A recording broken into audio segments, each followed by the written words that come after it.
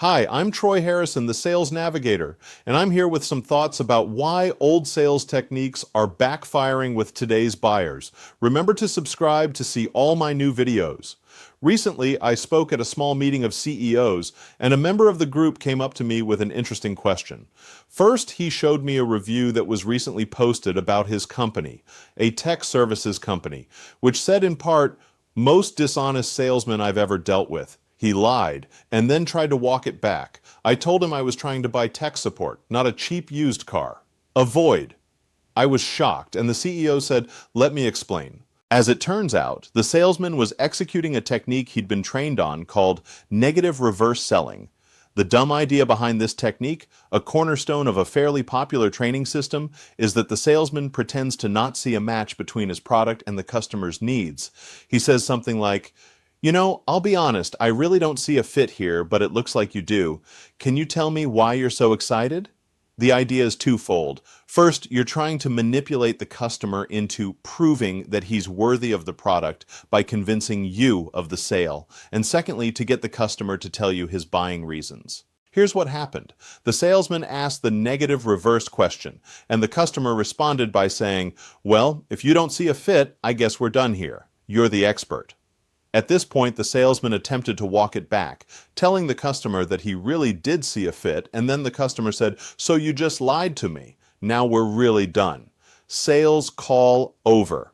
Negative review posted.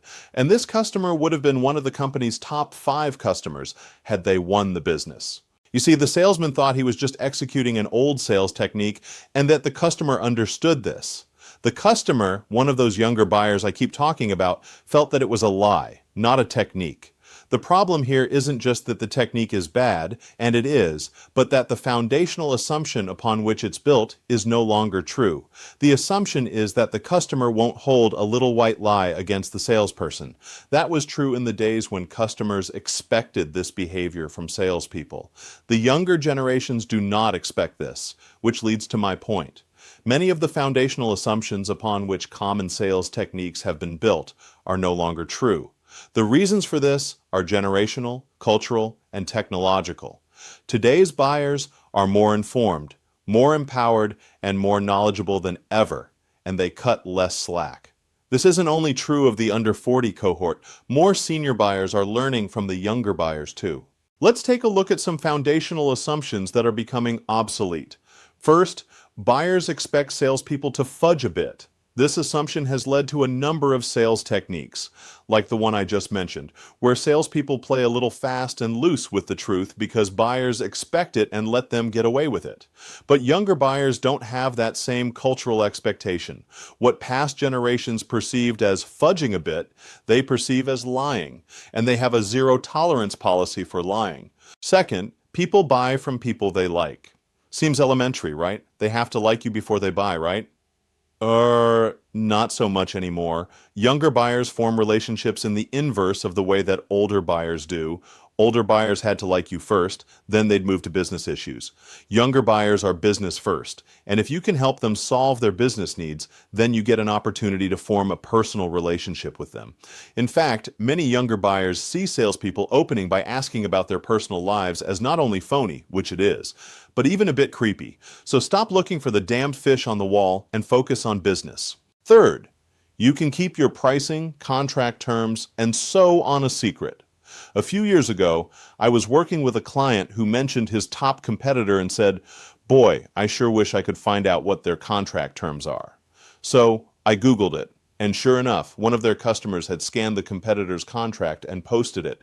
He smiled for a second. Then he said, "Wait, is ours out there?" Sure enough, 30 seconds later, his own contract was on the screen.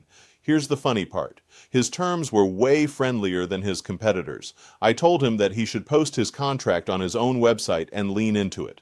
He didn't, but the lesson is still valid. I don't care how secret you think your key business terms are. They're out there, and someone skilled with Google or AI search tools can find them. Lean into it.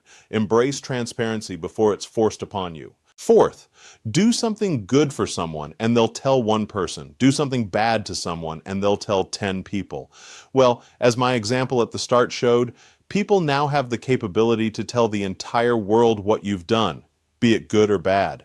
I should point out that the tech company actually had a number of excellent reviews of their service, so the one-star review for the salesperson stuck out like a sore thumb. Fifth, start by offering a high price because you can always go down when the customer cuts your price, but you can't go back up.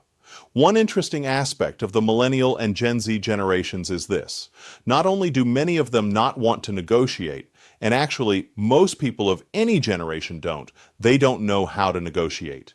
In fact, many younger buyers will simply hear your offer of a price, make a decision about whether it represents good value or not, and either buy or not buy. And if you're hitting them with an artificially high price, they won't try to cut you. They'll just move on and buy elsewhere. More than ever, this is making negotiation itself an obsolete strategy. You're better off to quote a fair but profitable price and stand on it than to invite or demand negotiation with an artificially high offer. Now, these aren't the only foundational assumptions that have changed, but for now, they're the most important and impactful ones. This has great implications for salespeople steeped in old techniques that are built upon these assumptions. My advice? Update. Get in tune with what today's buyers really want. Selling today demands new techniques built on the new realities. Once again, I'm Troy Harrison, the Sales Navigator, and if this video has been helpful, do me a favor. Hit the subscribe button, like it, share it, drop me a comment. Thanks for watching, and I'll see you next time.